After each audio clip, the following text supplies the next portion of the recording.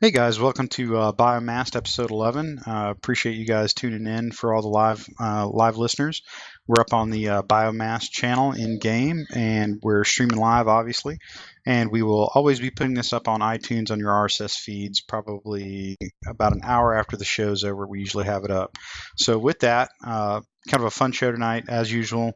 Very relaxed tonight. We're going to talk about two or three main things and try to eat our time up mostly talking about Hotfix Charlie, or at least the proposed things for Hotfix Charlie. We're joined by a smaller audience tonight, or at least a smaller crew on the inside, so we'll probably have a pretty good conversation going back and forth.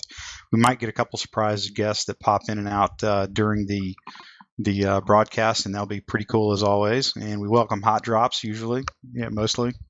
So feel free if you want to pop on. We can always probably add you to the show at some point. So with that, we'll go ahead and knock out our intros. And Soraya Xel. Yeah, this is Soraya Xel. I am an alliance leader for the Top Men Alliance. I am also a member of the Bastion in EVE Online, and I am running for CPM1. Awesome. Okay. Iron Wolf. I'm Iron Wolf Saber. I'm Council Planetary Management Council member. I'm also running for CPM1. Derry. Hey guys, this is Derry from OSG. I'm a director for OSG and tech support here on Biomass, and I'm actually one of the guys not running for CPM. Pokey.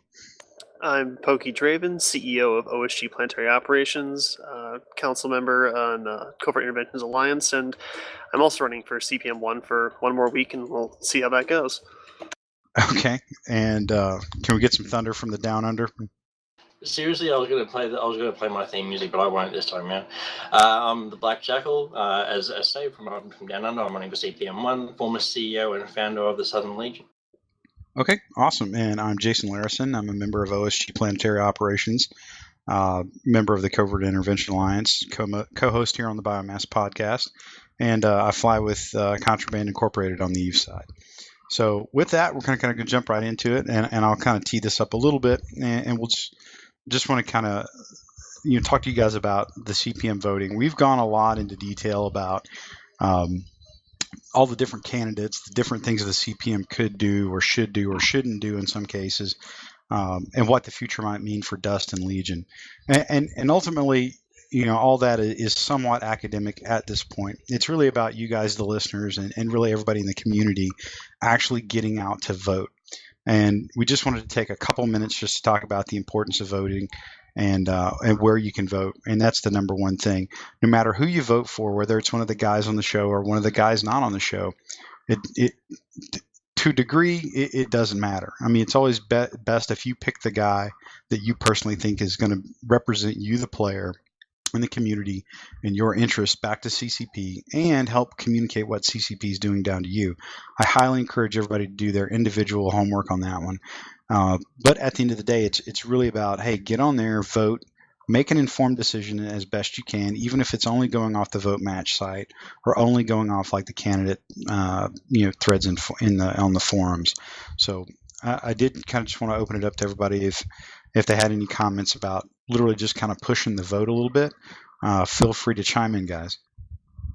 Just vote hard, vote often. If you've got an account that's eligible to vote, throw your vote in the mix. Every vote counts. Every vote shows CCP that people do actually care about the future of this game and where it's going to go.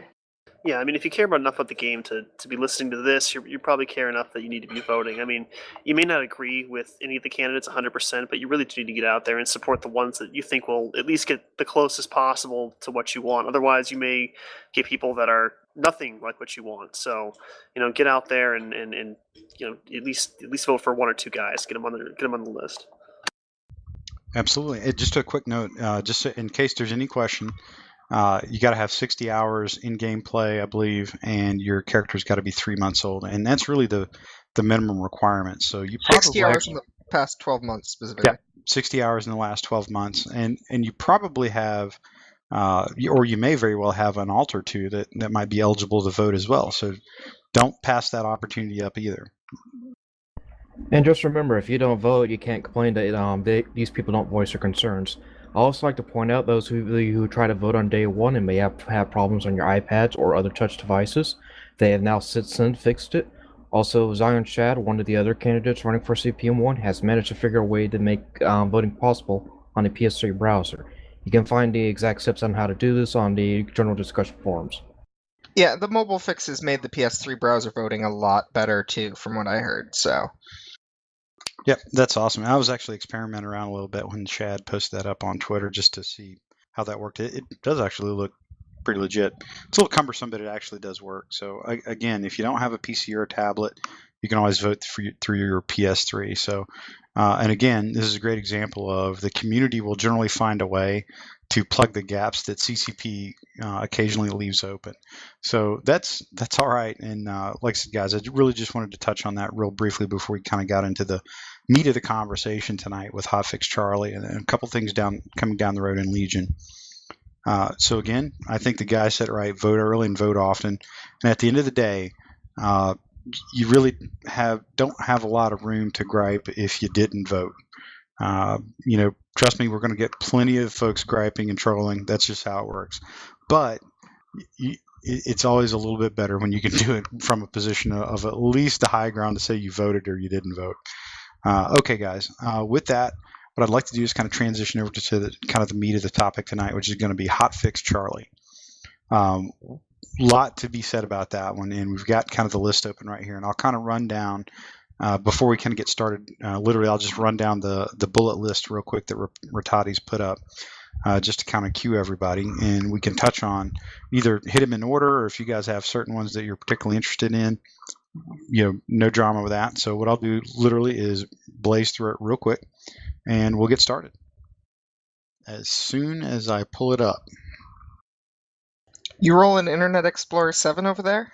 Yeah, see, I knew you were going to do that. You're killing me. I didn't know Internet Explorer ran off of Apple devices.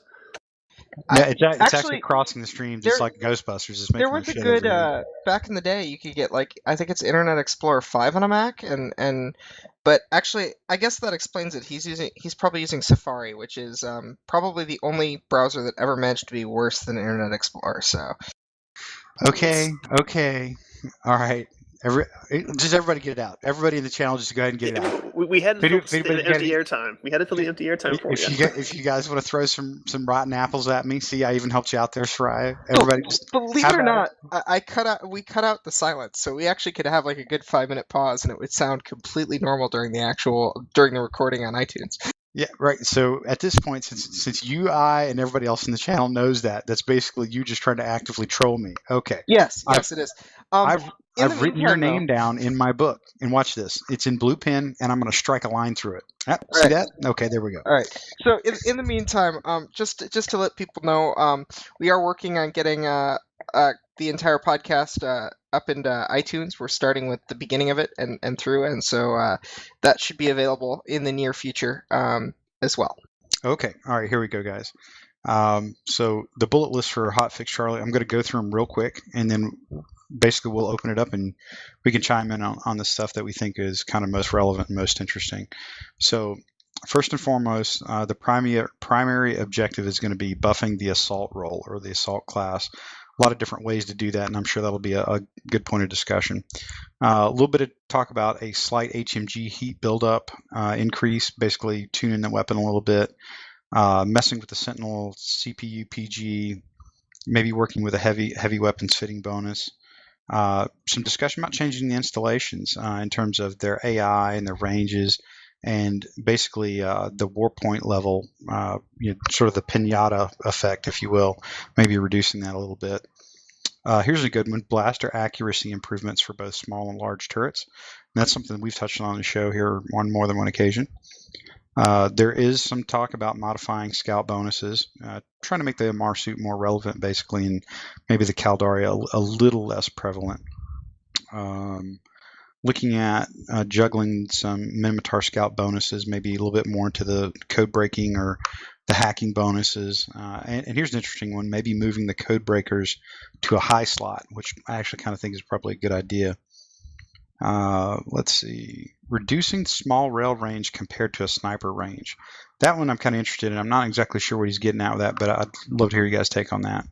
A lot of discussion about logistics, like sort of optimizing the logistics suits, moving them to an even number of equipment per meta tier, basically.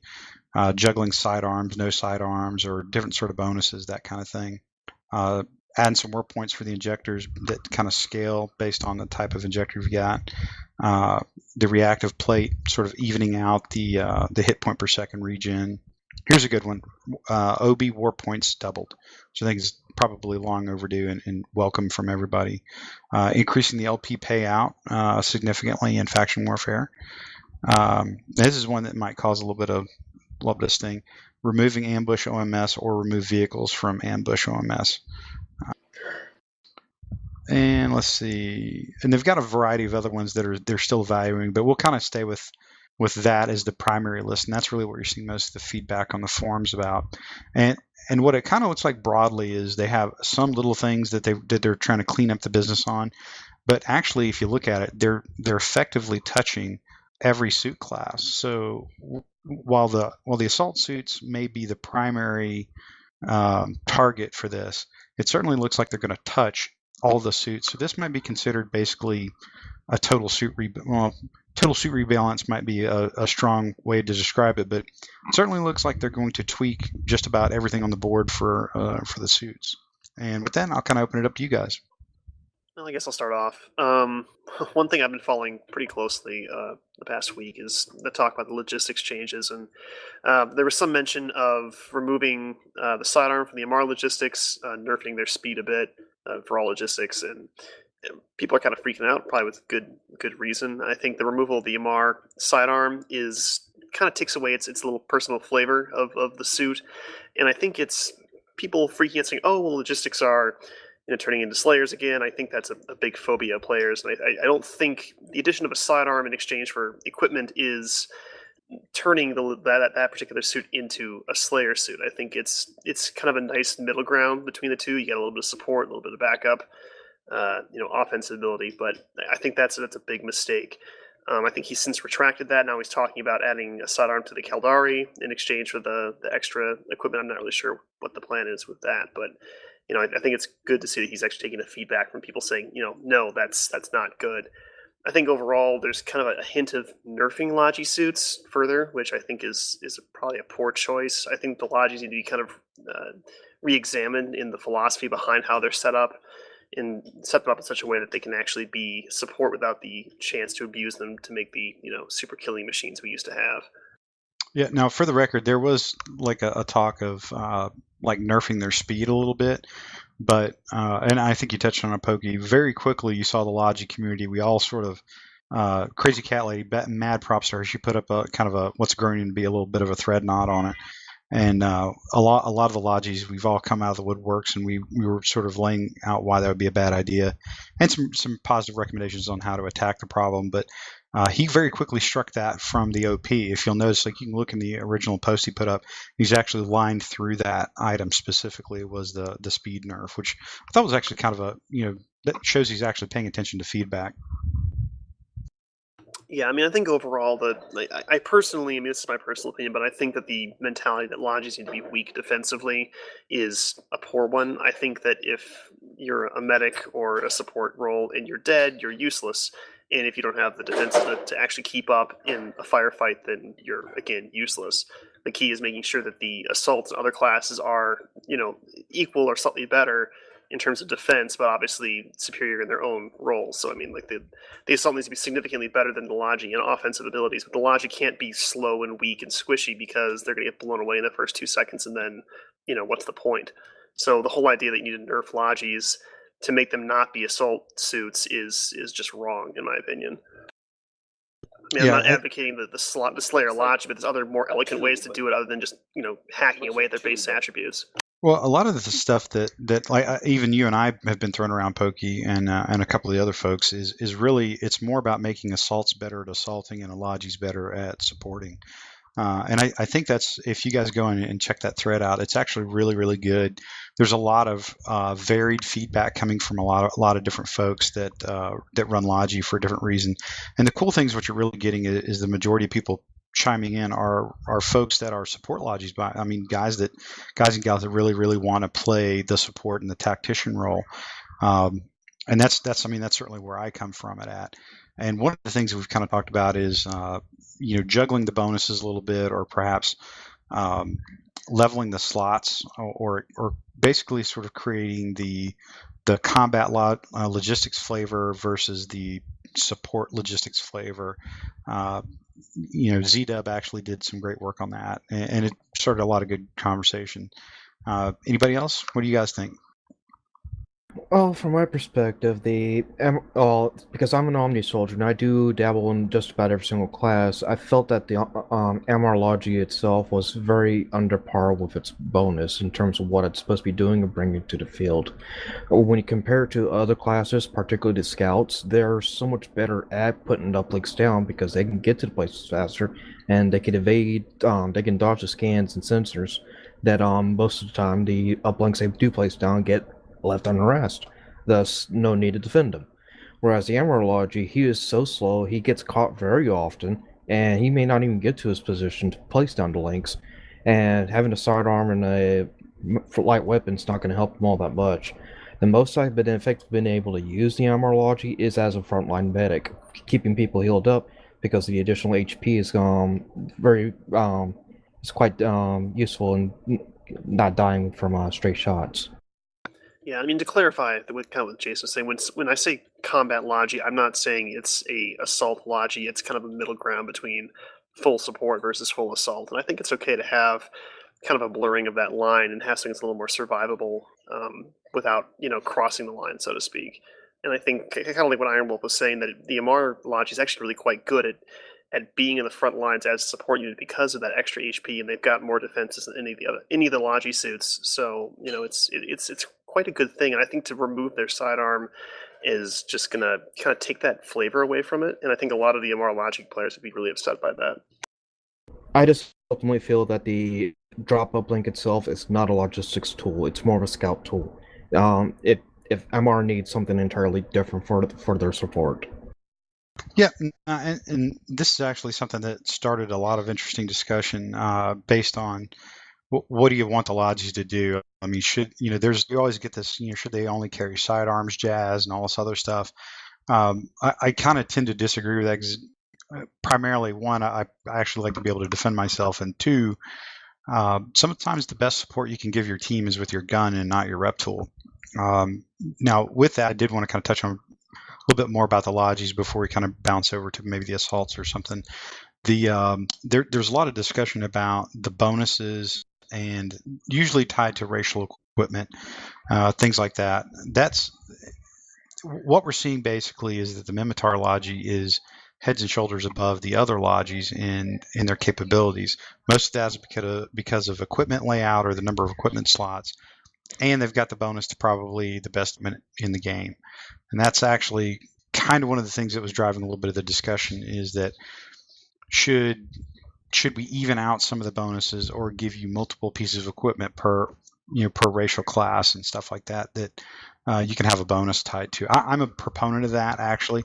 I think you could probably take a page from the Eve side on this one, where all four of the racial logi suits get some sort of buff to their ability to rep, and then you have some second more specific racial piece that can go in, as an additional bonus or buff to the class. So what do you guys think about that? I would actually agree with that. That a sort of blanket roll bonus to repairs, and then with the racial flavor on top, would give every logi a good solid roll in actually support. Yeah, I mean, a lot of people have kind of suggested giving them a straight bonus, like a small bonus to all equipment, and I do kind of worry that would remove from the diversity between each suit and make them a little too similar. So I'm more of a fan of maybe a universal repping bonus, and then a racial, maybe a sub-racial secondary bonus, something that they've got options and stuff they can use, but they're still distinctively different, even if there is some overlap between two suits. I also feel that, like Eve, we have plenty of room for expansion and add again more racial flavors of a lot of equipment we currently have, as well as new future equipment. So logistics bonuses will have to change and adapt to those new things that do come in over time.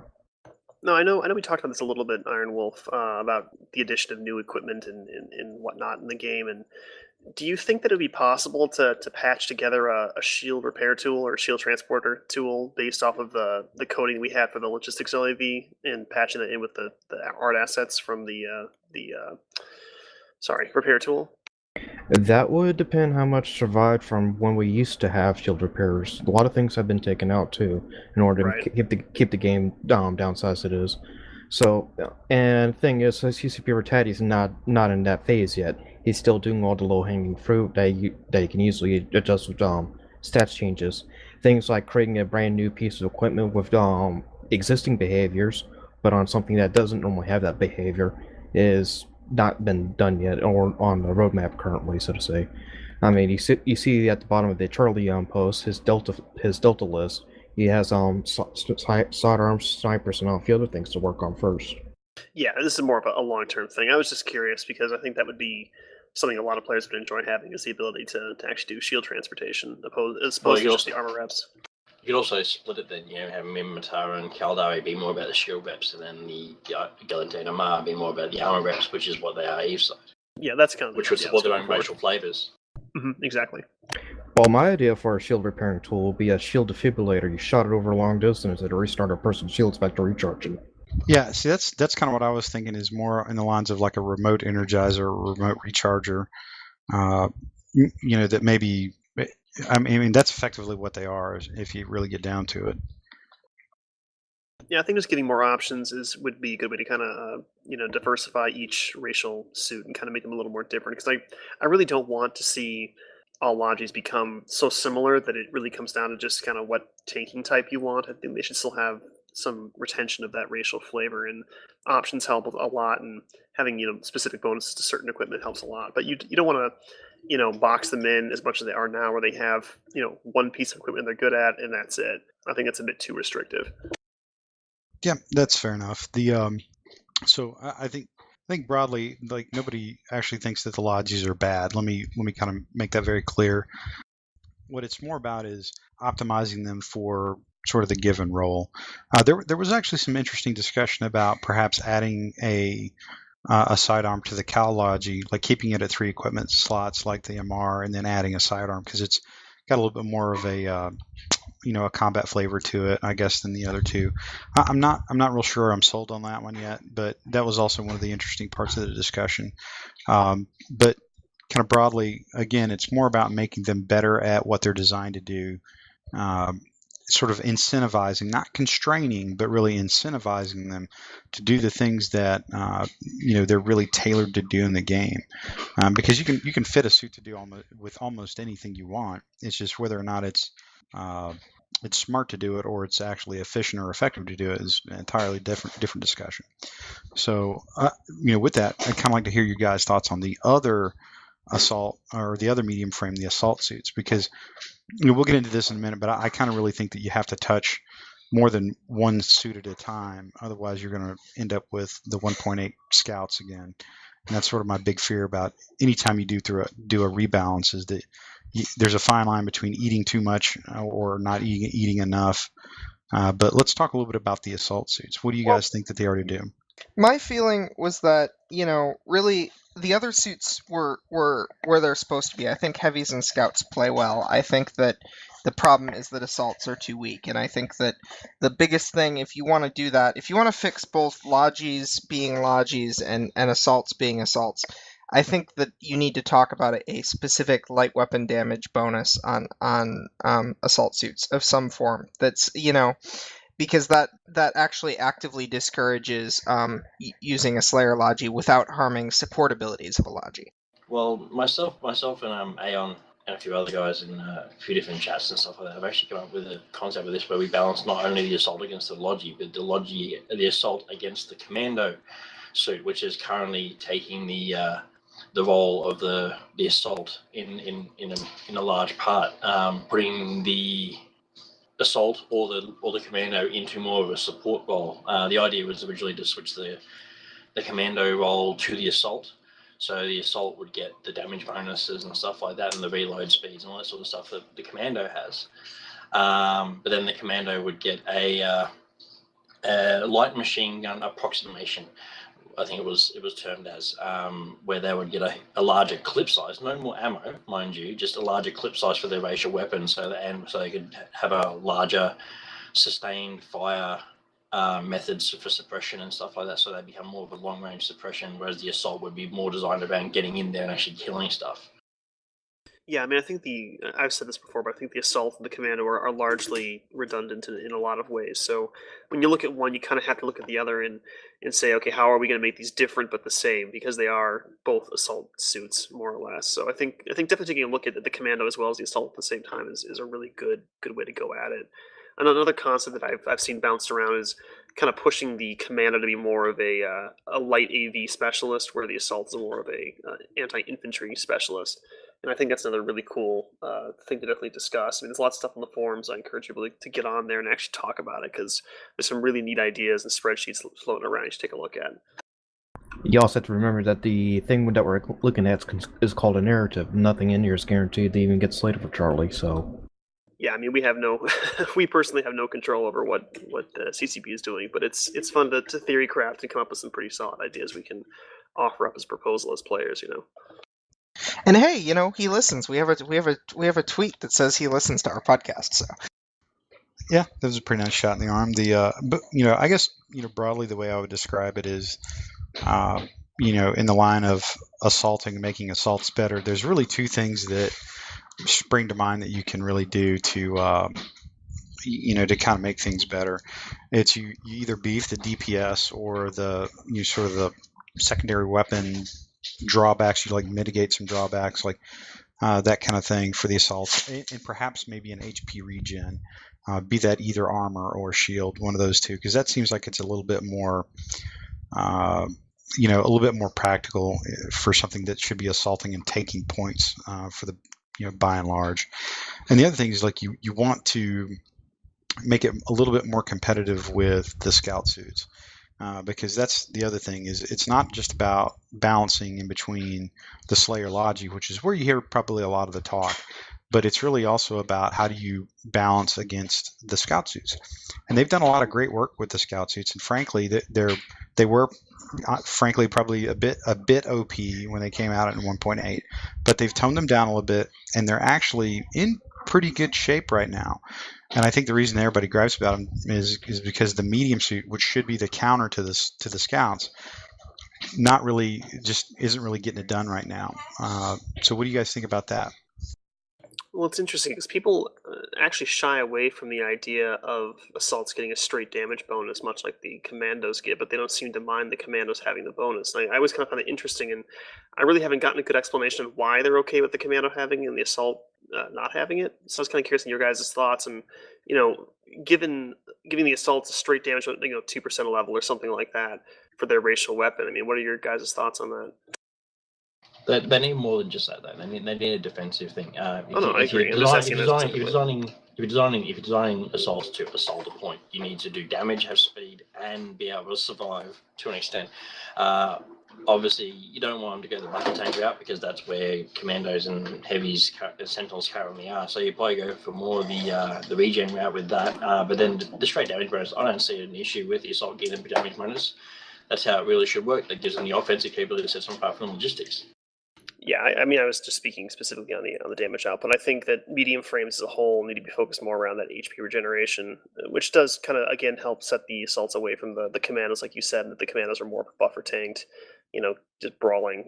They can hold their own in a straight on firefight, but they can't really regenerate very quickly. Where I think the assaults should be more of a skirmisher, where they get the quick kill and they move and get their health back quickly. So I think definitely giving them a regen bonus of some sort is really a good thing, because that's something that can't really be emulated that quickly with other suits, which is really what they need to have. The assaults kind of lack that unique flavor to them, unique flavor that a lot of the other suits have. So I think giving them some regen bonus, maybe better offensive bonus. I like the idea of kind of having the weapon support skills, like the Amar heat reduction build-up, and then better damage output, just because they really do need to have something that the others can't replicate easily. To me, the easy answer then would be look at the base stats of the suits and swap the recharge that the scout has for what the assault has. you might might make some enemies with that one, but I think that might be an interesting baseline to go with. I literally feel the Nova knives coming for me right now. Yeah, and Appy is like literally charging remotes right on top of my head. I mean, I don't know if you can necessarily take away the scouts' regen abilities or maybe tweak it a bit, but yeah, I think definitely pushing for having the assaults having the highest HP regen for their damage output versus HP and whatnot, I think is really good. They need to have something that the others don't have, and I think that's a really good start. Yeah, one of the sort of the parallel ideas that's being kicked around in the Skype channel right now with over on the discussions channel is either perhaps a signature increase or increasing the penalties to the different modules, which to a degree, while that doesn't sound like necessarily like that's directly related to suit balance, it definitely is a secondary balancing mechanism, because if you scale like movement penalties or signature penalties for shield and armor tank mods, that does go a long way to kind of evening things out across the suits. But I actually like the idea. I just don't know that that's something that's going to be able to make it into Hotfix Charlie. Yeah, I think it's a bit further off. Well, it goes back to the whole sensors thing just being not properly done right the first go around. Sensors and dust should have had fall off.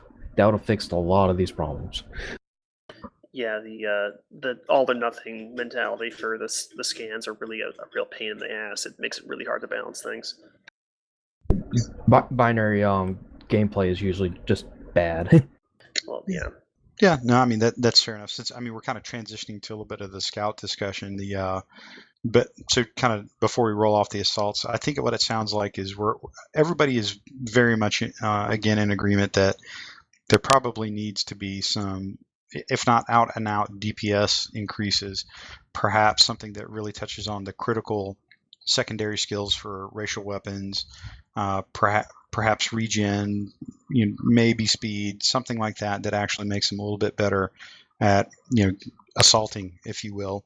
And I don't think anybody would disagree with that. I mean, if just play for a day, play for 2-3 hours and just figure out how many suits that you see that have the word assault in the title. Really, honestly, not a whole lot. So with that, kind of talking a little bit about the scouts, there is a surprising amount of tweaks to the scouts in the Hotfix Charlie list that I read off. And I'm just kind of curious what you guys think about that. Well, I think the main goal of most of these tweaks are supposed to get the Amar and Mimitar up to parity, because the current two popular ones are the Glinty and the Caldari one, and it will look like it'll continue to remain that way despite these changes.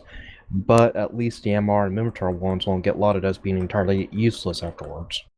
I think it's really interesting that they're considering moving the code breakers to the high slot. And I think that's going to actually help the Mimitar scout quite a bit, because they like to run the kin cats and the cardiac regulators, and as you know, those consume the low slots, and then putting the code breakers in the lows as well, it makes it difficult to kind of play that hacker suit role, which the Mimitar scout is supposed to be. So you've got a slot layout that isn't really viable for what the role is supposed to be doing for that racial variant. So I think moving those to the high is actually going to help quite a lot in giving them more options and in getting the speed they need to stay alive while actually fulfilling the role that they're meant to. So I'm really glad to see that. There's going to be a lot of high slot meta playing around with that. You get your armor tank or something, just slapping it on because it's probably one of the better options versus the damage mod. Then you got your shield tankers who can stack that mod pretty high and hack things there instantly. Yeah, I could totally see that. Now, I think one of the big changes in the scout community is really going to be, and this is really where a lot of their feedback is focused on, is increasing the precision of the Amar's scans, their E-War precision, keeping them basically high precision, short range scans, and keeping the Caldari longer range scans with sort of moderate precision, if you will, with the Galente and the Mimitar being somewhere betwixt and between those two. And that would be a very significant change in the way scout play works now. Yeah, I think that would kind of make the Caldari more proficient in actually scanning down maybe more medium and heavy frames, because they got the range bonus, where the MR is for grabbing the really low profile stuff but close range. I think the issue was that the Caldari had the best of both worlds. They could see basically everything from very far away, and that caused a lot of the frustration from many players. The term wall hack was thrown around quite a bit because of it. Yeah, but see, it's not really. This is where I totally disagree with that. that whole theory that it's a wall hack, I totally don't buy that. I mean, if you think about it, you're basically using a sensor on a suit of varying degrees of power and or precision to find other things that are emanating a lot of power and other signals. That's, from a conceptual standpoint, that's not a wall hack. That's kind of how it works. And the whole thing about shared squad vision, I'll be honest with you, even though I know that it really detracts from the active scanner use, I kind of don't mind it. I mean, there's something about it as if it were purely tied to having a scout in the squad. Well, let me put it this way: I would like it more if there was a module you had to equip that would turn on your shared vision, if you will. I think that is an optimal compromise in the down the road, or perhaps in Legion or wherever. But I don't necessarily have a problem with it. It's certainly not a wall hack. I'm actually of the different opinion. If they remove the thing, I know a lot of people don't like the mechanic, but the Q spot mechanic that a lot of other games FPS have, where if you spot someone, you can press a button and it designates them for a short amount of time. Yeah, that'd be legit. Battlefield has it for like 3 or 4 seconds as long as you keep visual. If you lose visual, that marker disappears straight away. So if you remove passive scans, but still make it so Caldari can still, or Caldari or Mar or Scout can actually see the person in some respect. If they catch a glimpse of them, they can then spot them by pressing a button on controller. I don't know. I know Battlefield uses Select, I believe it is. And you could use that sort of same button, and it just illuminates them for a little bit. And instead of having passive scans, you've got, okay, it's a non-verbal way of saying, hey, there's a guy here. There's someone here. It may not tell you what it is. It may not tell you what they're doing, but it tells you there is a guy here. I can see them. So it requires visual contact rather than via a wall scan sort of thing. You can see them through the wall, like you can as a scout, a Caldari scout or a Mars scout can see there's a red dot there, but no one else can. So what you have to do is you have to go around, get visual, hit your button, and say, hey. Unless you're on comms, of course. If you're on comms, you've easily got an advantage. But if you aren't on comms, you can press the button and share it with you probably at that point make it your whole team, so you're getting one at a time. See, I kind of worry that the existence of having shared scans on the passive scans really steps too much into the arena of the active scanner. I think that scouts have really kind of made the active scanner much less appealing because of those shared scans, where before, it wasn't really shared as easily, and the active scanner made it shared much better. So I think that if the scouts are going to be stealthy, you need to give the active scanner something that's a little more unique rather than what it has right now, which isn't much. Well, what I'm saying is you have to get visual. There are no passive scans in that general sense. You can scan down yourself, like you know where they are. But if passive scans are removed, you then put in a mechanic that they can non-verbally say to the team, hey, I can see a guy. That's virtually it. It's not hey, there's a whole team over here which the scanners can do. It's I can see this guy, and this is the guy I can see here. I've got him in my crosshairs. I've pressed the button. He's there. So you're saying that you need an actual line of sight to an actual line of sight to share that information. You're talking about more like a target painter, is what you're describing. Yeah, virtually. Right? It's called a Q spot mechanic. A lot of games have it. A lot of FPS games that don't have designation NPC nameplates and stuff like that, or PC nameplates on it, have it. It's a simple line of sight. You get a visual on them, and if you can then hit your button while you've got your crosshair over them, it just says, hey, there's a guy there. That's virtually what it says. In some of Battlefield, they've taken the extra step and actually says, hey, there's an engineer here, or there's an AT personnel, or something like that. But we don't need that. We can just say, hey, there's a guy here. Now, what do you think about maybe giving that to all suits that can actually have a visual line of sight? Well, that would be the way it would work, but the scouts would be better at because they've got their own personal scans where they can see through the walls, like they can see what the shared scans currently can now, but they are the only ones who can see it. So they'd be better at it. They'd be better at hunting down the people who aren't showing it for everyone else and going, okay, there's a guy there. If you're on comms, obviously you can share it a lot easier because you've got the scans. You can say, hey, guys, there's a guy around the wall. So giving an incentive to be on comms, but giving you the ability, if you're not on comms with your team, to say, hey, there's a guy here, I can see him. I know it's probably not feasible for Dust, but one of the things that might be an interesting way to increase the mechanic or really, added some complexity to it is based on the level of precision that you had. That's this is again an interesting comment we got from the Skype channel over here is if you're like you defeat or you pick up the scanned object with X level of precision, like essentially you overmatch, have certain certainty of what you're scanning. Maybe you get more detail on it, something like that. I actually like the idea that perhaps an active scanner, one of the bonuses you get that you don't get any other way is it identifies the suit for you. Like just a different color, a different caret or something like that, or an icon that tells you if it's a light, medium, or heavy frame suit, something that simple.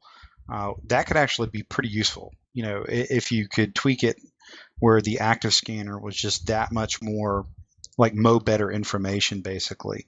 And I think the other way that they've worked it, and I rarely ever step into the scout world just because that's not something I play too much.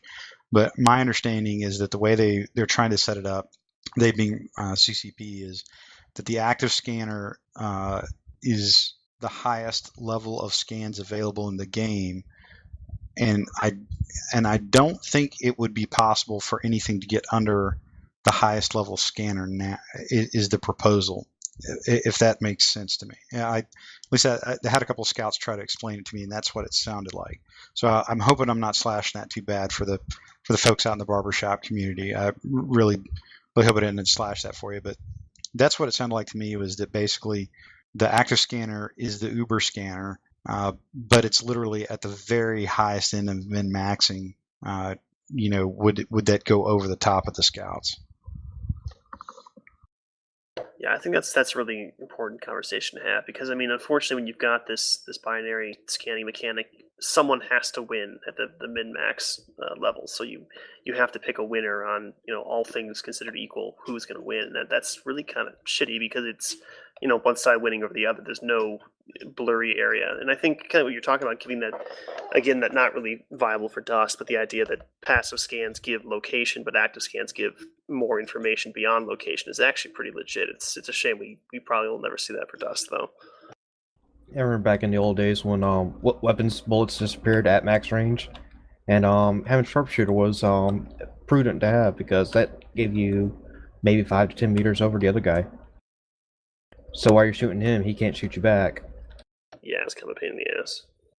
But that's what I would equate the current scanning situation to, is the fact that there is a point of where you get scanned, and there's a point where you don't get scanned, and there's like no in between. Yeah, and we just have to pick who's going to be the top dog. At the absolute peak of max modules and skills and whatnot, who's going to be the one that either scans or gets scanned. And it's a tough question to ask, because everyone's got their own opinion on it, and it's not, there's no really good answer, which is the problem. Yeah, no, that's actually pretty fair. The let's see, other items that they were kicking around. Nothing really too much with the heavy suits per se. A little bit of talk about increasing the heat buildup on the machine gun, on the heavy machine gun, which is, I've rarely played heavy, and usually it's a forge when I do, but that sounds reasonably legit to me. I would say that I think the heavies generally are in a really, really good spot right now. And I think that they've got that just about dialed in, about as well as they're going to get for the moment. I personally don't see why the heat build-up would be a thing. It's not generally the stream of bullets that causes the issue, it's that you're too close to them that kills you, and you usually die a lot quicker before they even get to the overheat stage. So I'm not sure why a slight heat build-up will actually balance it. I think it's not that it's going to be balancing. It's that you can really fire a long ass time before you actually overheat. You can empty most of your magazine before you overheat. I think they just kind of want to. But how much is a slight increase? If it's only like 5%, you're gaining what maybe you're reducing maybe at most 1 second of fire, if that. Right. No, I think it's more just kind of toning things down a bit. It's kind of like the resources on the Sentinel suits. Like a standard Sentinel has obscene amount of resources. You can fit pretty much whatever the hell you want on there, because there's so few slots, and their PG CPU is so high. And I think it's just kind of bringing things down, not necessarily because they are an issue, but just because they are so excessive that it makes sense to kind of tone it back a bit and make it a little more reasonable. Because the HMG, you can, like I said, you can fire it forever, and it's not usually an issue, but it's also excessive. Well, hey, let me ask you guys a quick question. Does the heat buildup change with the different tiers? I don't think so. I mean, conceptually, that would make sense to me. Is that your heat buildup with a better weapon, your heat buildup would be less, if that makes sense.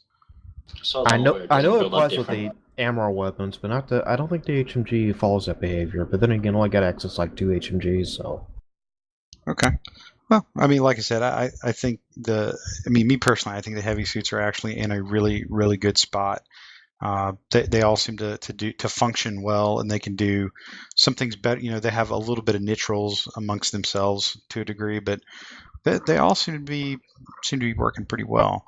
Kind of want to transition over, if you guys don't mind, to some of like the smaller non-suit things that they've kind of chatted about. Uh, Anything stand out in your minds from some of the sort of secondary or the marginal stuff that they had kicked around for Charlie? The removing ambush OMS or vehicles from ambush OMS. Yes. I'm pretty much dead set against it at the moment. Being a vehicle driver, obviously I'm against it because I want to be able to play my chosen role in as many games that I know they've gone the ambush route. What I would prefer them to do, and I know it probably require more effort at this point in time, is to separate ambush OMS and ambush into 2 separate selectable game modes. They can't do it though with a hotfix. That's why I said. I said that they probably can't do it at this point in time, but I don't want to see OMS removed because it's one time when I actually enjoy being in an ambush with a vehicle. Well, I mean, I think to some point it's one of those things. Like I personally am not bothered by the way it works right now, because tanks, even in OMS, are not excessive anymore. Simply because I would assume that most tank spammers have realized that queuing for a mode where 50% of the time they can't play that way isn't working that well. So I found it tastefully better. There's still tanks in some cases, but they're manageable. And I think it plays okay in OMS, but obviously there is a pretty big concern, that it's inconsistent on who can play what between the 2 game modes and being in the same queue. Also harkens back to the common community complaint about taking content out and not putting nothing back in. Yeah, also, I think overall couple with the installation bus that they're talking about with increased range and all that sort of stuff, and the OMS mode is going to give you the tools to deal with HEVs quite a bit more than it did. It does now to an extent, as long as you actually use them, but people don't want to pick them up half the time because they're so weak. Well, my ideal solution was to restrict OMS to maybe LAVs, but that won't be possible either, so meh. Well, yeah, I mean, I think the problem you run into is, and I come at this from, I like driving LAVs, and I put a fair amount of SP into LAVs, but I fly dropships, episodically, and tanks truly on like Drunk Night Friday kind of stuff. But I don't like the idea of limiting like roles, if you will, inside of game modes. Now, I think vehicle counts is probably a legitimate way to do it. Like, you only have X amount of them on the field, and I would tell you, like, and this is my personal standpoint on it. I don't like the tank mechanics inside, or I don't like tanks inside ambush all that much, just because I've been a victim of the Nyan Sand. Like 5 tanks on the field during a short ambush. I mean, that's ridiculous. But the map selection and the spawn mechanics in ambush contribute a lot to why people don't like tanks in ambush. I hate some of the auto spawn things because it's nowhere near anywhere close to described as smart deploy. Yeah, that's kind of one of the running jokes I think you have. And the other thing, ADSs are. I would tell you, I am far more concerned about an ADS than a tank, like by a long shot. So I just don't like the idea of like capping whole like a swath of players, or forcing them to play outside something that they've actually put SP into. Now, I'll be frank with you. If I thought that we had the player base to support it, I'm kind of okay with having a vehicle ambush and a non-vehicle ambush. And I think what you would end up seeing, if you had a big enough player base to support it, is that you would see like tank battles and ADS battles in a tank ambush setting with maybe like a handful of infantry guys running around. And then you would probably see a lot more infantry on infantry with the odd vehicle being thrown in if you had the player base to support it. Yeah, and that's fine too. I mean, that's the things, like, it's at what point do you have a player base to support splitting the game modes? That's really the trick. I think Jackal's right on the money, though, by saying that by boosting, or maybe it was Ironwolf, I apologize, but boosting the installations a bit will certainly help in the OMS. I think removing it is just not a good idea. But yeah, if you give infantry better means to counter vehicles, I think it's going to go a lot longer than some people might anticipate. So I'd like to see how that goes and go from there. Okay, cool. What do you guys think about doubling the... Oh, I'm sorry. Go ahead, Ironwolf. I just think it's just one of those things that needs to be addressed and fixed from the core, from the start in Legion. I mean, it will be nice if we can fix it in Dust, but that doesn't seem feasible at the moment. Yeah, no, I could see that. And what would be truly a tip of the hat is if you actually had a game mode that was a little bit more set up for vehicle drivers, like that would be kind of cool. And again, that's a nice to have thing. Again, probably in Legion, but I could totally get behind the idea of watching almost like World of Tanks, New Eden style go down. That would be pretty interesting, in all honesty. The one of the other things I wanted to touch on was a little bit, which I think this is a really smart idea, is doubling the war point requirement for OBs, which really affects pub matches. But that sounds like a small thing, and it kind of is, but it would probably go a long way to helping out. I think 6-man squads can rack up 5-6 OBs pretty easily if they know what they're doing. Well, there's I think it's... There you go. One of my main concerns with the doubling the OB thing is the simple fact that a lot of players still like to play on the roofs, and they're really hard to remove from there. Yeah, I can see that. I mean, I think it just might be generally a little too high to say 5,000. I mean, it definitely had to go higher because the number worked a lot better at 2,500 long before. There were quite a few new things that added more war point generation overall into the game, especially things like vehicle damage war points and stuff like that. And I'm trying to remember what else has been added, but there's been a couple different things I remember being added, new ways to get war points, and the requirement for an orbital was never brought up. But I mean, damage. Yeah, I said that, I think. The fact that we had 4-man squads and then we moved to 6-man squads and the threshold never changed. That's part of it. I know they added the headshot damage later on. I think the assist war points were added later to some degree. But the thing is I think it might be better if they were looking more at like 3,500, 4,000, something like that. So maybe do it incrementally is what you're kind of getting at. Well, just I mean, it should still be at the point where people should be able to regularly see them but not as excessively as it's gotten. I suppose the question becomes, how often do they want an OB dropped on the match? Well, I mean, as you mentioned with the roofs, I think there's a certain amount that an orbital gives a chance for your side to recover or change what you're heading for to clear out a particular threat, and not having that as often is a game changer, and that is going to change things a lot, I think. How much it should, that's the question. I'm not a totally big fan of OB being an escalation reward. I've never been, always been a proponent that it's an escalation reward in a game that prides itself on not being about escalation. The whole idea being you can call in a tank. You don't need to get a certain amount of war points to call in a tank or ADS or that. Nothing else in this game is escalation. So, aside from removing it and somehow putting another mechanic in to make them so they're available, just an increase, probably to about 3,500 to 4,000 war points is probably the only thing we can do. At the moment, they're necessary mechanic to get people out of certain places.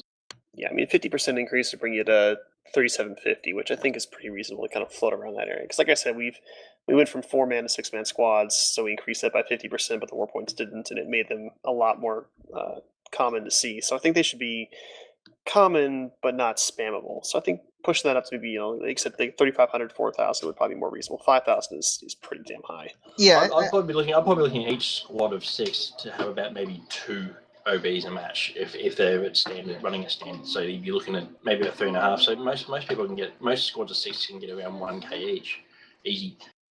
That's pretty fair. That's the general number I'm just throwing out there. I don't know what CCB is thinking, but that's my general number I'd be looking at, thinking like, each squad getting 2 OBs a match. I'm sitting here kicking the idea around, and I'm trying to think through how this is working. But like today, I was running in a 6-man squad for probably about 2.5 hours, 3 hours. It's pretty common for the folks I'm playing with. I think I would say 4 out of 6 of us were pulling enough war points for solo OBs. Now, you're obviously not going to do that if you're actually truly running solo, but just as a sense of scale, I was averaging somewhere around 3,000 war points per game, and then everybody else was not that far behind me. That's mostly because I'm running Logi for some really good heavies. So we were routinely pulling 5 and 6 a match, routinely. but I mean, the thing is in some I don't think new players should be completely locked out from the ability to get an orbital. No, and that's kind of, and yeah, I should have clarified what I was saying. Like that's actually what I was thinking of is, like, I can do that now, but like a year ago, that there's it's highly unlikely that I would have been in that kind of scenario. That is kind of the rub, is how do you make it, I mean, I hate the word fair, but how do you make it accessible? At least that sort of very cool part about the game, because like the first time you call an OB in, that's like, that's actually that's pretty legit, for the I've never seen something like that before in a game. So that's kind of the part that I'm kind of curious about, is like what would be fair for at least accessibility, because most of us in this channel, I mean, we've been playing for a long time, and the reality is we can pull 6 dudes in that actually know what they're doing, and you can crush some shit, to score war points. So I'm just kind of curious about that. Well, for this was basically a Project Legion idea, but I suggested to Wolfman, since they're considering individual player bandwidth, I suggested to him a team-wide bandwidth. That is a resource shared by the entire team that regenerates over time, and depending what you need team asset-wise is going to drain it. For example, if you have a whole bunch of vehicles on the field, your bandwidth is going to regenerate very slowly because those vehicles are constantly consuming it. And the idea is that teams with squads with the highest amount of war points will then get the order of calling in team assets, such as a strike, and they'll go down the list. And it would eventually allow anybody. It makes the orbital strike on a little bit more even on both sides, because it's now a dedication of, do I need to call down a whole bunch of vehicles in order to protect my assets, or do I wait and use the orbital strike to take out the enemy teams instead? That would work well if we had assets to protect. Yeah, I think that would only work in something like PC or whatever the PC after next is. The PC mechanics much better. We've already having space control to drop orbitals is actually pretty damn good. I enjoy that. I think that's a really good way to do it. Yeah, because I don't see us calling down vehicles or calling down orbital strikes in PvE mode or small PvE slash PvP, so to say. Yeah, I can kind of see that. I'm actually having a laugh here. One of the comments in the chat is a lot of this would be more fair. Basically, it's something this would work if tanks didn't laugh off orbital strikes. Which, by the way, for the record, a tank should not survive a fucking orbital strike. That's a personal pet peeve of mine anyway. It is the laser from space, if you will. It should kill the damn tank. Should blow a hole in the ground. Well, the reason they can is because the damage isn't instantaneous. It's spread out over a second or two. And so while the first couple hits do quite a bit of damage, it's already moved out of the way by the time, the rest of it comes down. I mean, the reason that laser strikes are so powerful in PC against vehicles is because the damage is very fast. Those beams come down very quickly, and you can't move out of the way in time. But the War Barge ones, you get hit by maybe 2 of the 8 beams or whatever it is, and you're already gone. So, I mean, maybe amping up the speed at which they drop might actually help quite a bit. Yeah, I think that would be fair enough. I mean, now, mind you, as much as I like the notion of actually killing tanks with orbitals.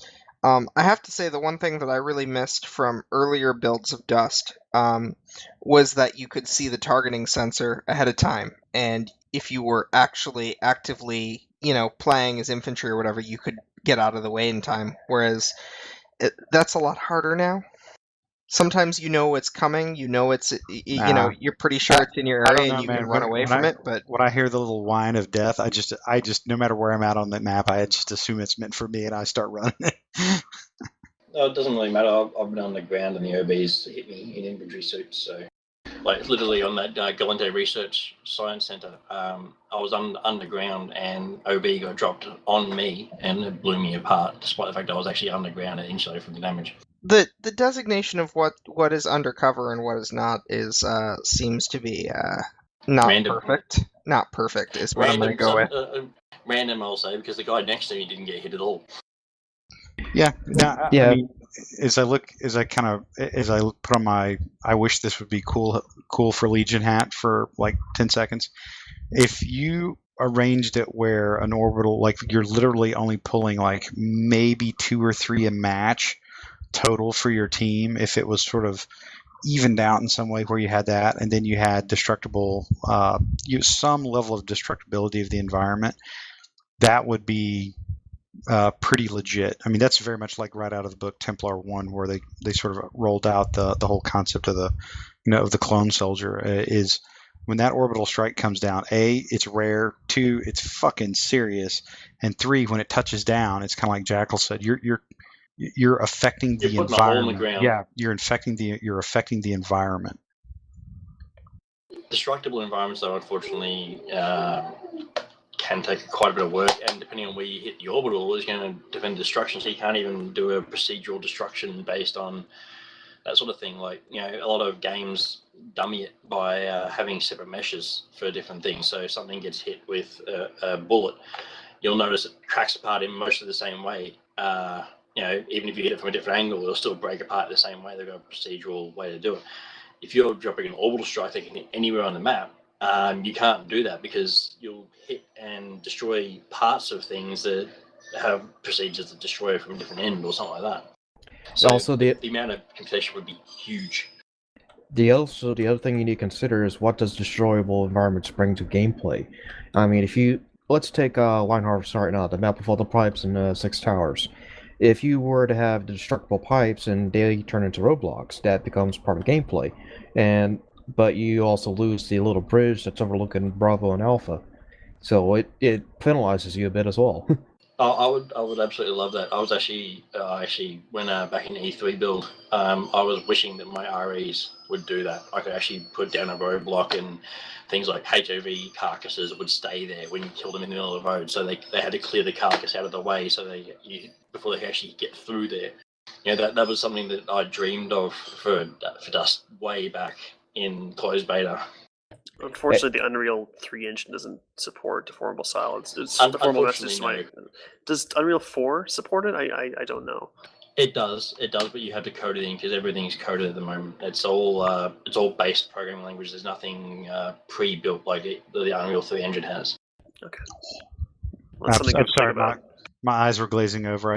I heard like nerds firing back and forth with each other. I was like, oh my god. Nerdgasm. No, I seriously joke with the guys about that, but at the end of the day, this is actually why you want a mix of people that can go in there and talk to CCP, like from a technical standpoint. But the other piece of that is I'm just a gamer. I kind of come at it from this would be kind of cool to do. Now, I also like to be fairly well informed about what's even feasible or not, so you don't get your hopes up too high. So I kind of poke fun at the guys about the nerdgasm thing, but it is what it is. You do have to kind of get smart on that kind of stuff a little bit. There was a couple other very brief things I kind of want to kick around before we talked about. There's this one particular thing that is getting a lot of traction on the feedback side on Legion I wanted to touch on, but let me hit a couple other real brief items real quick here in Hotfix Charlie. The LP payouts being increased, and this is something that we've talked about on the show I think 3 times at least, in some fairly specific level of detail. They didn't mention anything about ISK increases, but it was very specifically LP increase. I would actually go by for the X. ISK payouts. Like make sure there's ISK payouts. You should be able Yeah, to do sure, action sure. warfare as a livelihood. Fair enough. I'd say probably double the LP payouts at the very least from participation and whatnot. But don't make it 3 times and add on a moderately substantial ISK payout, because a lot of the LP stuff requires ISK as well. Yep. Alternatively, we can remove the ISK price from the LP items. Or you can do that. That'd be handy if that was the case. But I'd still prefer to see the ISK in there so they can shore up the things that aren't in the LP store, such as the new commando suits. They're not in the LP store for a lot of them, and stuff like that. Stuff that isn't actually in the LP store yet, they can then get with ISK from Faction Warfare to shore up their fits. No, I think that'd be pretty legit. I hadn't thought about that, of removing the ISK from the cost, but I do kind of like having that small layer of ISK injected with the LP. Frankly, I think increasing the loyalty point, by a factor is long needed. Now, what I'm curious about is what you guys think is the right level of LP, because I've seen some of the guys in the forums that did some pretty handy calculation when you take like a Duval assault rifle, and then you not the specialist Duval assault rifle, but the basic proto exchange from an LP store to the regular market. They've done the exchange rate of LP to ISK, and I'm kind of curious where you guys think that how much should you increase the LP? You need to be able to live in FAC War if that's your play style, is really the thing to me. It needs to be equivalent to the point that you can actually buy suits with it. Full fits that are roughly equivalent to how many you might expect to lose playing in FAC War. I mean, that's assuming that you're killing and dying at a reasonable rate. I mean, if you're getting blown away 20 times a match, that's not sustainable. But if you're giving the average KDR, you're doing like the average play, you should be able to pull a bit of a profit in terms of your LP, or at least break even, and hopefully give me a little ISK for some actual profit. And of profit. course, a big difference there too is that I think it may even be needed to buff the LP if you're losing. But the point is that a match that you lose, you're not getting as much. You're probably not going to be at a sustainable point if you keep losing matches in FAC War. So there's a distinct drive to win. Yeah, whereas in normal pub matches, whether you win or lose, you generally get the same kind of payouts, depending on how your performance was, not your whole team's. And perhaps that's a problem too. I would love players to actually strive to win matches. Oh, I would agree with that too, personally. But the idea is we either have to balance it for one way or the other. Either we make it so losing isn't as impactful on your bottom line, or we make it so losing is impactful across all. Here's the thing, though. I could argue differently. Is that I would say that if you look at FAC War, that is a step up, and if I know there's people who've suggested that FAC War and PC should sit on roughly the same level, but if you think about it, you go from PC, where who you play with largely doesn't matter because your points are based on your performance, your rewards are based on your performance, and then you get to the FAC War, where there's winning is very important because that's a large portion of how much your payout is, but if you lose, you get a little bit. To PC, where you get all or nothing. You either get a decent payout or you go home with nothing.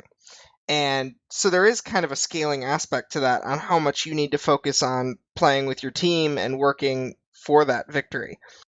Well, I mean, what you're describing, though, I mean, like a victory bonus, like if it was a significant enough one, that would clearly engender team play.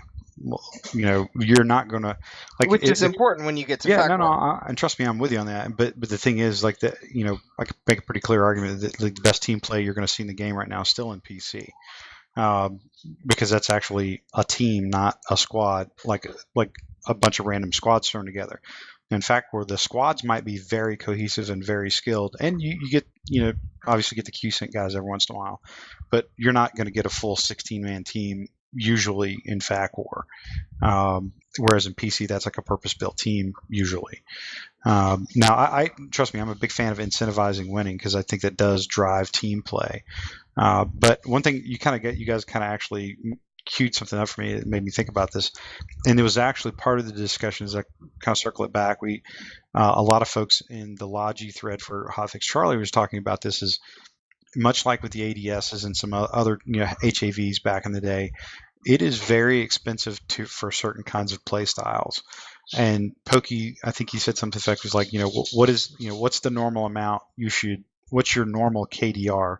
Which, by the way, I do not like KDR as a measure of anything, but what is the acceptable level of loss before you break even, or before you go underwater rather? Because that affects not just FAC War and LP, but that affects everything you're driving in the game. Like my Logi suits cost a lot when you're running high-end stuff, much more so than any other infantry suit floating around out there. So I'm just kind of curious, how do you think that's just too hard to tackle at this point in terms of like cost leveling?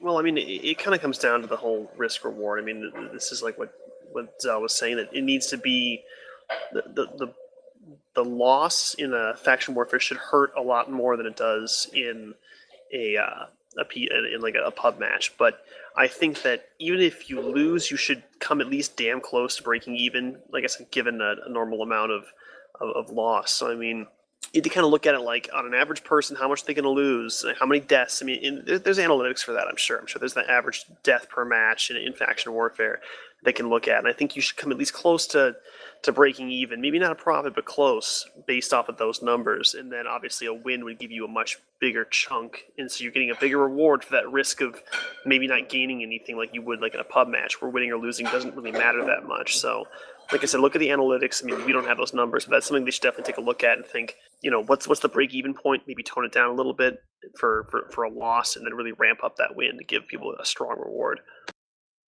Yeah, I think that's probably a good start point. Like I said, a lot of things need to be incremental, but I think that would probably help out a fair amount. Kind of at this point, we're hitting about an hour 15, so I kind of wanted to transition for a few minutes over to kind of purely a Legion discussion. And there's been a lot of interesting stuff getting thrown around on the feedback forums about some different upcoming Legion thoughts. And one of the ones that they thought they kicked around a little bit was the idea, they call it sky spawning, by the way, which it took me a minute to cycle through all the discussions to understand where that came from. But in Iron Wolf, or anybody else in the room, by the way, please feel free to jump in on this. What it sounds like is they're looking to really tune some of the different spawn mechanics to give you some options as you're coming in, so that you're not. Basically, they're looking at it. Sounds like almost like a total revamp of the spawn mechanics that we have now. So the way, if I'm reading this correctly, by the way, and please feel free to correct me if I'm not, that a sky spawn would work is that you would see an uplink or a spawn point, and then it would release you, or you would like hit the atmosphere, not unlike the Eve Legion trailer from last year, where you're essentially halo dropping in, and then you can kind of guide yourself in the air utilizing that spawn beacon as sort of a center point. And I was kind of wondering what you guys thought about that, or if you've seen anything else in the Legion forums that piqued your interest. But I kind of wanted to tee that one up, and what you guys think about that. Personally, I'm not a fan of this sky spawn mechanic. I can understand why they would want to do it and why it would work in situations for randomizing spawn and helping avoid the spawn campers. But the actual mechanic itself, it detracts from, in my opinion, player-based ingenuity. At the moment, sky spawning is completely possible. You get a guy with a CAU and an MCAU and a dropship flying above the thing. You can sky spawn. We have done it, and it is quite effective. So I can see why people would want it, but doing it as a player, as a player interaction, in my opinion, trumps doing it as an NPC involved thing. So if it is put in, I'd much prefer to see it put in just public matches and maybe FAC War. Things like almost play that should inspire team play. I'd rather not see it there. It needs to be stated that the that the sky spawning discussion was very specifically in reference to the quote-unquote salvage mode, which is not a conventional battle, but more of a more their kind of PvE open world aspect areas from my understanding. So they weren't even talking about whether or not this would be a methodology for like a standard 16v16 match type of thing. So first and foremost, there's that. They're talking about a completely different game mode. And so I like the idea as an option. I do not think it should be the only option. I certainly think there needs to still be CRUs and bases on the ground as well. Particularly for being the purposes of being covert. Since a giant pretty inertial damper effect from the sky is rarely covert. But the big thing that kind of irks me, and I know this is not a gameplay thing as much as a lore thing, is I still think the micro wormhole explanation for drop uplinks is dumb, and apparently this sky spawn thing is going to.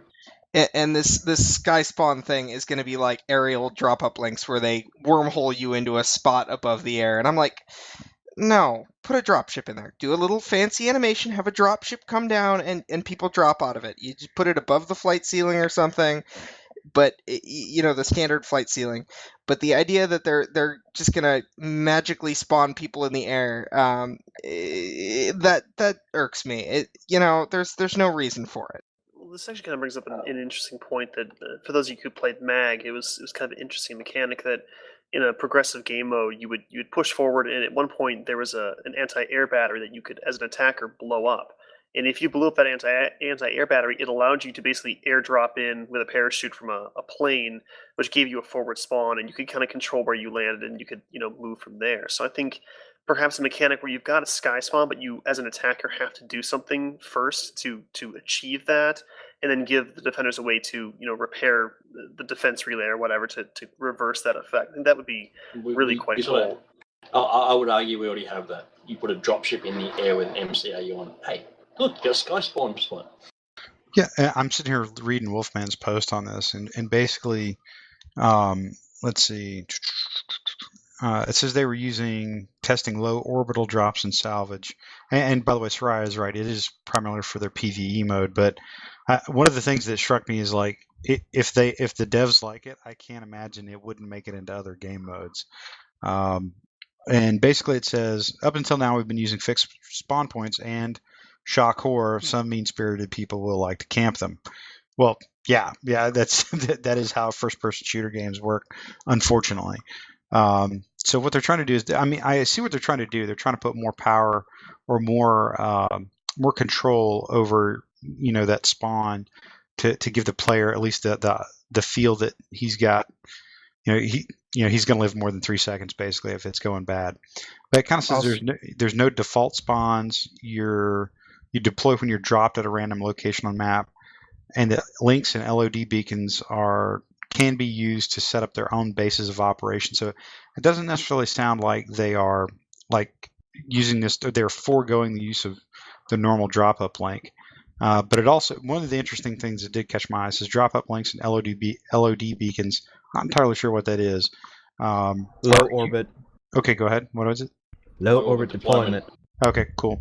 That those uplinks and beacons are only usable by the player that deployed them and his squad. That's actually, I'm kind of okay with that to a degree, but I would also say that in a lot of game modes, at least in Dust, if you're a smart player that knows how to use uplinks, and you're playing solo or you're running with a short squad, that's a pretty serious, method of pulling more points if you know what you're doing about placing uplinks. That you would clearly be limiting if you did it this way. What my concern is as well, on top of everything else as well, I'll bring another one. Well, in games that do have sky spawning, which I'll note one game of note, Section 8. Section 8 and its sequel, Section 8 Prejudice, have sky spawning in multiplayer. And it's a good mechanic in that. However, and you can spawn anywhere on the map. You can choose where you spawn to an extent. However, there is a way to counter it by putting down equipment called anti-air batteries that will shoot you down if you try to land in their radius.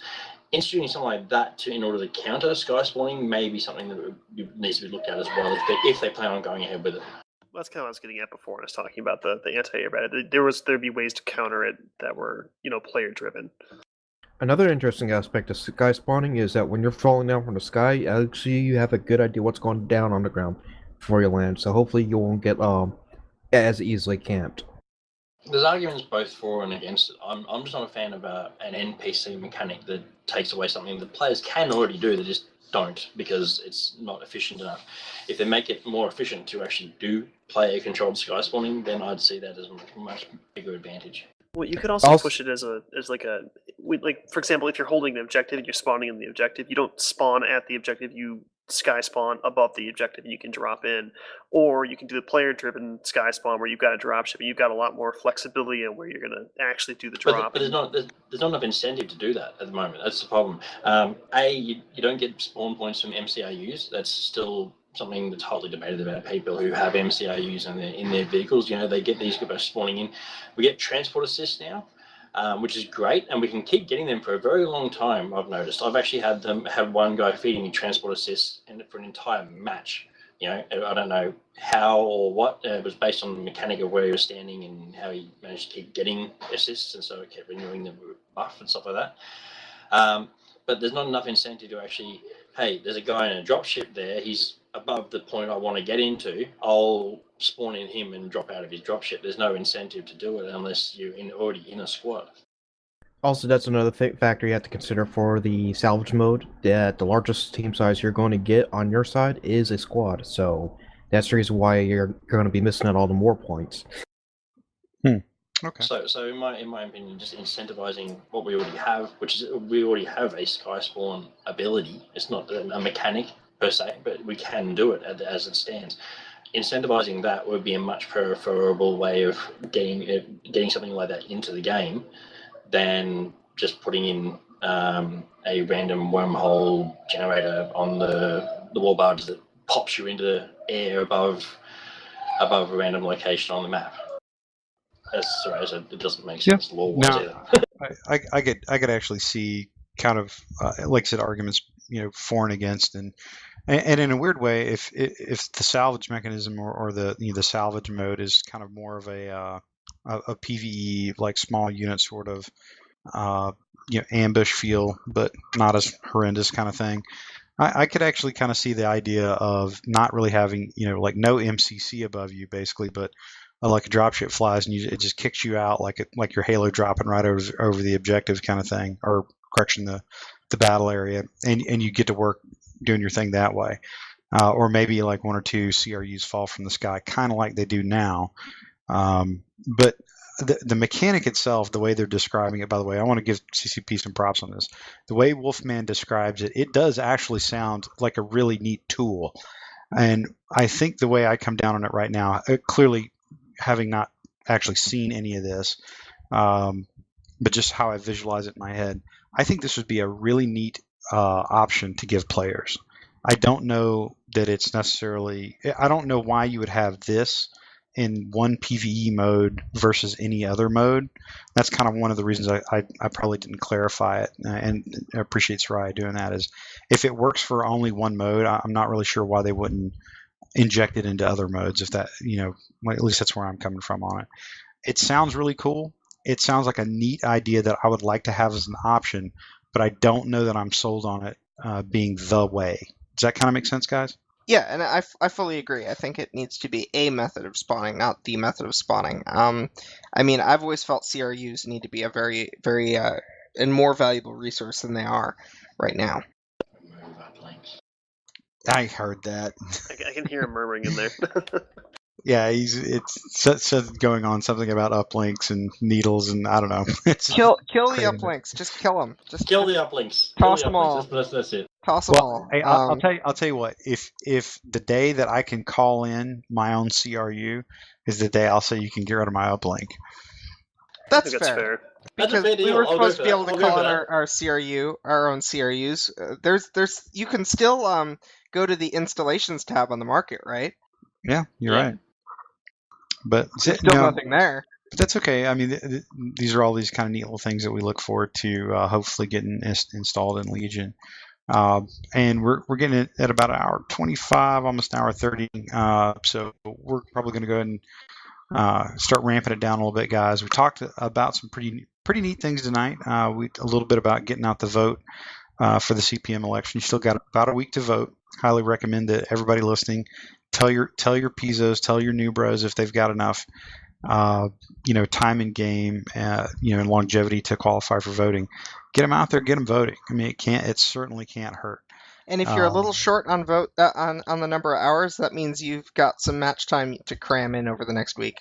Yeah, that's actually a great point. I've actually did know a couple of people that basically stopped playing on their mains for the last week or so, and really amped it up on their alts, literally just to get over the last few hours they needed to qualify. So again, talked a little bit about getting out the vote, and again, I can't stress this enough. No matter what you think about the CPM process right now, if you want the CPM process to work in the long term, you do need to have a certain level of support for it. Even if your personal candidate may not get in or may not be voted in number one, chances are with 20 people running in 7 seats, there's going to be at least 2 or 3 people on there that you trust or you think can help carry the mail for you as a player. So be part of the process. The second thing we talked about, and really which ate up the vast majority of the time, was really the kind of the grocery list that CCP or Toddy put out for Hotfix Charlie. And one, kudos to him for putting that out. That we can't say it enough. The way he is iterating with the community, that's very much in a way that how you see CCP Fozzie doing it on the Eve side, who does a lot in terms of ship balance. So this is something that I think is a clear positive movement and a clear positive change for CCP. And not only that, but when you go into the Legion side, again, a lot of continued dev interaction with the community. And then, kind of behind the scenes, you obviously have the CPM sharpening things or making sure that the communication pipelines are wide open from CCP and down to the players in both ways. So again, a lot of good stuff in Hotfix Charlie. We talked about assault suits, logi suits, scout suits, a lot of the stuff on the margins in terms of how the war points may be changing to provide orbitals, things like that. That's kind of a hotly contested one, along with increased LP payouts. There's a ton of other little things in there we didn't talk about, guys. So highly recommend you hop on the forums and check that out. And then what we did is we kind of closed it out a little bit with some of the interesting things that they've been putting out about Legion concepts or ideas, the Sky Spawn in particular, which I think broadly we all agree is sounds really neat and like a good option, but not real sold that needs to be the sole mechanic on how to get to work if you're a merc in the New Eden world. But that said, I want to give them the benefit of the doubt. They're trying to come up with some new and some innovative stuff. So if only for that sounds like a really cool option. I'd probably want to know a lot more before I voted in on that one. And the other thing is I also don't buy that it's purely going to be for one game mode either, because if it works there's no way they're not going to try to involve it in the other game modes. And with that, what we'll do is we'll kind of go right down the line and cough up some shout outs to everybody, and we'll call it a night. Xel, if you don't mind leading us off. Yeah, I'm going to give a shout out to CCP Rotati for listening, and because he's awesome.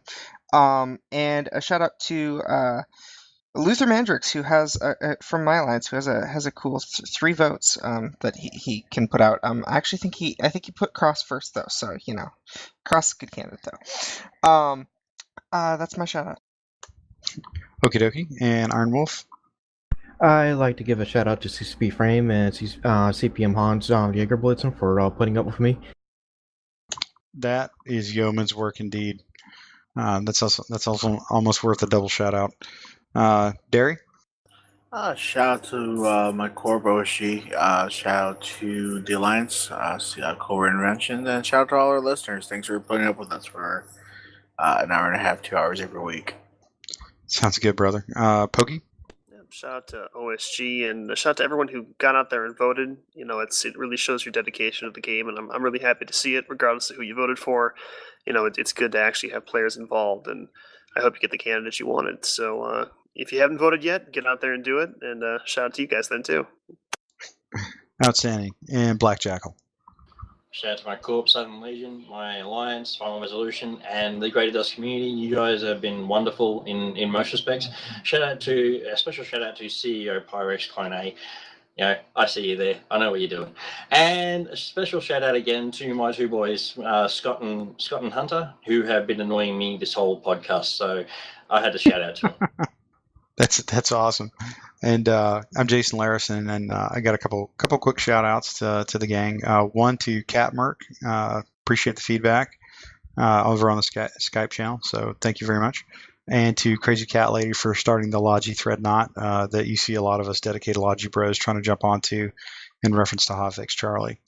And I think that'll close it out for the shout outs this week. And guys, again, I really appreciate everybody joining us for the latest episode of Biomassed. We'll have this up later tonight.